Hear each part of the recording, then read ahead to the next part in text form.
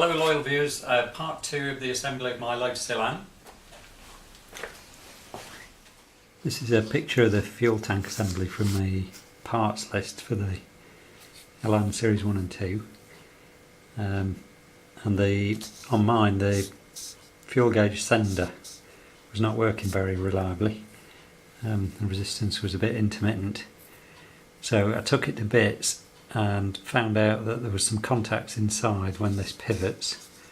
On this pivot it moves some contacts inside, and the contacts were a bit oxidised, so they weren't giving a very good reading throughout the range. So I've cleaned it up, took the gauge to bits and cleaned it up and managed to get it working okay. These are the values that I've seen on lotuselan.net that others have quoted, and it seems to be more or less those values. You'll see in a moment, I'll show a video of it. And then when it's reassembled, it's got this gasket that goes between the sender unit and the tank, and these little screws, and it shows some washers as well.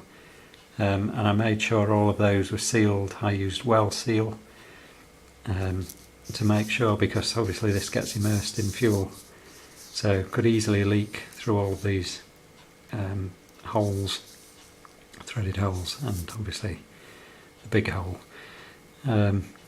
So yeah, made sure I put enough of that sealant on, and on the threads of the screws and under the heads of the screws as well, so that I got good seal. Interesting that the inside of the mechanism obviously gets filled with fuel as well when it's immersed in petrol.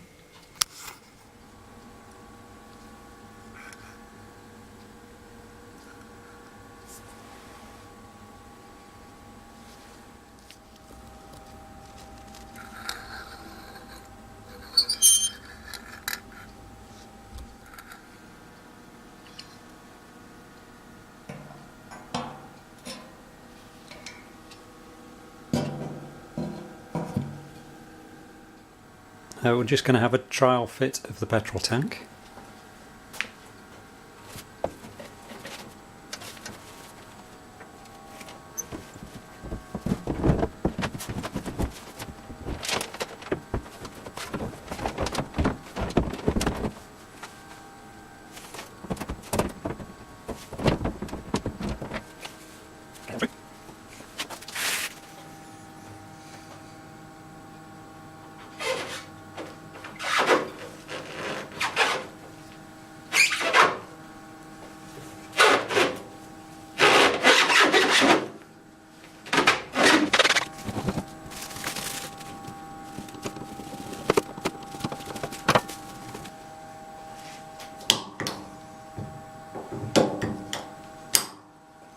So that's the fuel tank in place and boot.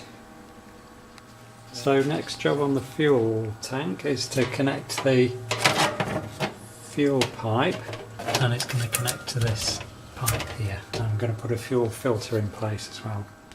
I'm just going to check the fit of the spare wheel as well to make sure all of this clears the spare wheel.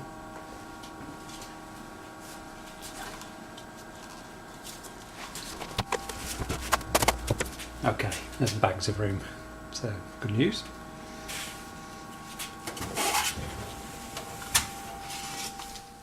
As well as fitting the petrol tank into the boot, I'm concentrating on the other parts inside the boot. So I've fitted a bracket here which holds the boot floor. There's a wooden boot floor goes in, I'll show you in a moment. It was also asked by a couple of viewers, shout out to Mark and Lydia, how I know where everything goes, which is a pretty good question because it can be quite daunting, because I ended up with, when I took it to bits, I put lots of parts in bags and labelled them up, so I've got bags and bags of bits and pieces. So I have to search through for stuff, some of which I can identify fairly easily, some not so. I'm also referring to the parts list. So this is the Elan Series 1 and 2 parts manual, which I've got an online version or PDF version, just printed these out.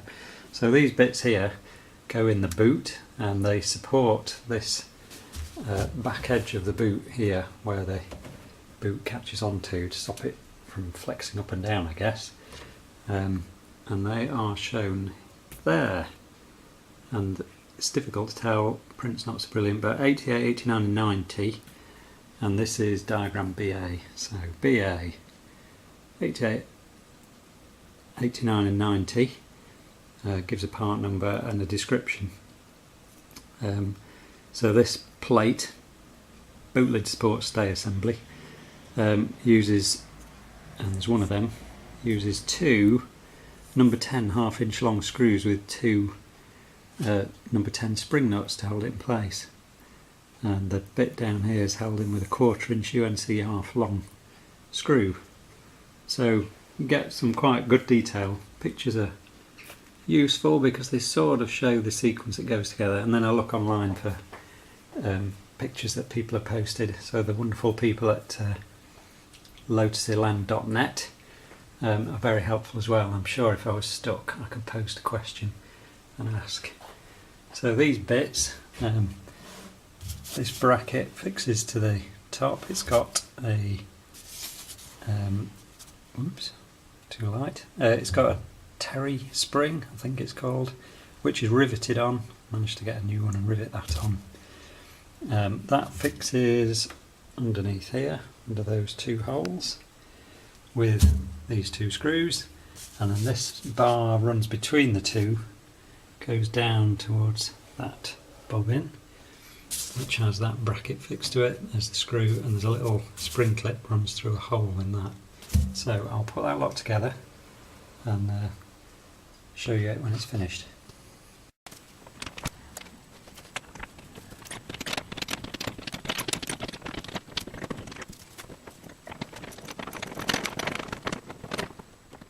So that's fitted. I just ran a tap through to clear the bobbin out. There was some paint in it. I use a Starlock washer just to stop the bolt screw from loosening. That's the split pin holding this bar into that bracket, and then at the top end this Terry clip just holds the bar into that hole just so it doesn't fall out, and the screws are held with those pretty horrible sheet metal flat nuts, and the screws through the top. So that just supports this top edge when the boot's shut, stop it from moving up and down too much. So this, I think this might support the boot floor. We'll have a look in a second. I've definitely seen that fitted the other way around, but as far as I can tell, looking at the parts manual and just the logic of how it fits, this feels right. So this and that spring clip at that side, which I showed earlier, there's like a spring arrangement underneath here, and that edge where the bumper bar fits supports the wooden boot floor. So I'll just get that and try it in place. Here it is. So it's got this fitting which goes into that spring clip, and that's it. It's just a couple of supports. This is the original floor and it's quite warped, as you can see, so I guess I will make a new one, but just for now I'll show this in place.